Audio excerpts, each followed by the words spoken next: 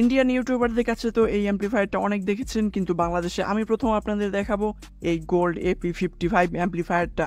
Gold A543 এবং gold A542 কিন্তু বাংলাদেশের মধ্যে অলরেডি বেশ পপুলার দুইটা অ্যাম্পলিফায়ার, এবং ওই ব্র্যান্ডের অ্যাম্পলিফায়ার হলো এটা গোল্ড AP55, এবং এই মডিউলটা দিয়ে আমরা একটা কমপ্লিট অ্যাম্পলিফায়ারও তৈরি করব আজকে। এই হলো অ্যাম্পলিফায়ারটা প্যাকেজিং, দেখতে পাচ্ছেন খুবই সুন্দর আর পাবো, এবং উপরে দেখতে পাচ্ছেন এটা মডেল নাম্বার দেওয়া আছে গোল্ড AP55, এবং ভিতরেই আমরা প্রথমে পেয়ে গেলাম একটা রিমোট, দেন আমরা পেয়ে গেলাম 3টা কেবল, এবং এই কেবল দিয়ে আমাদের পাওয়ার কানেকশন এবং স্পিকার আউটপুট নিতে হবে।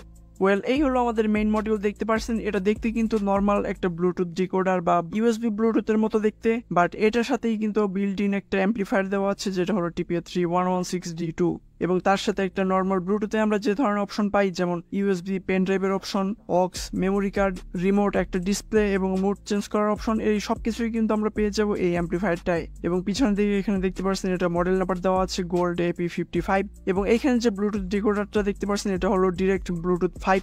সো সাউন্ড কোয়ালিটির ক্ষেত্রে কিন্তু আমরা একদম টপ পারফরমেন্স পাবো।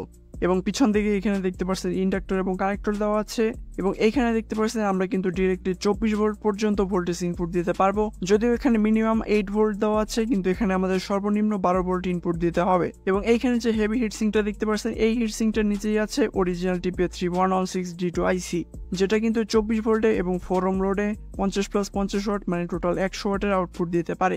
এটা হলো আমাদের রিমোট কন্ট্রোল, যদিও রিমোট কন্ট্রোলটা একদম খুব একটা বেস্ট কোয়ালিটির না, কিন্তু ডিসেন্ট কোয়ালিটির বলা যায়। এই মডিউলটার জন্য যে ক্যাবিনেট মার্কেটে পাওয়া যায় এটা হলো ওই একই ক্যাবিনেট, জাস্ট আমি উপরে একটা কালো স্টিকার লাগিয়েছি, এবং এই ক্যাবিনেটটা আপনারা 20 থেকে 30 টাকার মধ্যে যে কোনো মার্কেটে পেয়ে যাবেন। এবং এখানে দেখতে পাচ্ছেন আমাদের সম্পূর্ণ কানেকশন করা কমপ্লিট, এবং এখানে দেখতে পাচ্ছেন পাওয়ার ইনপুটের ডিসি জায়গায় আমি একটা ক্যাপাসিটর ইউজ করেছি, কারণ আমাদের অ্যাম্পলিফায়ার মডিউলে কিন্তু কোনো ধরনের কোনো পাওয়ার স্টোরেজ ক্যাপাসিটর ব্যবহার করা হয়নি।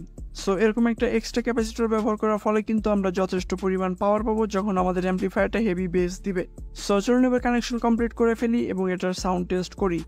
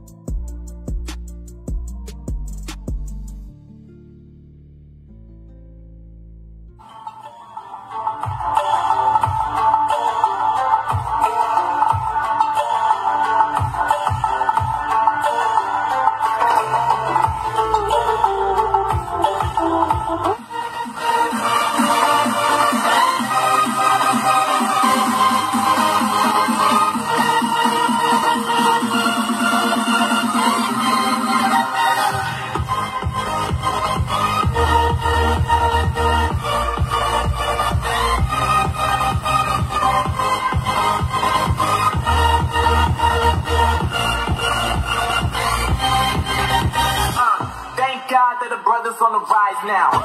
Endless celebrations all in my house. Levitating now, I'm super duper fly now. Let them know I really see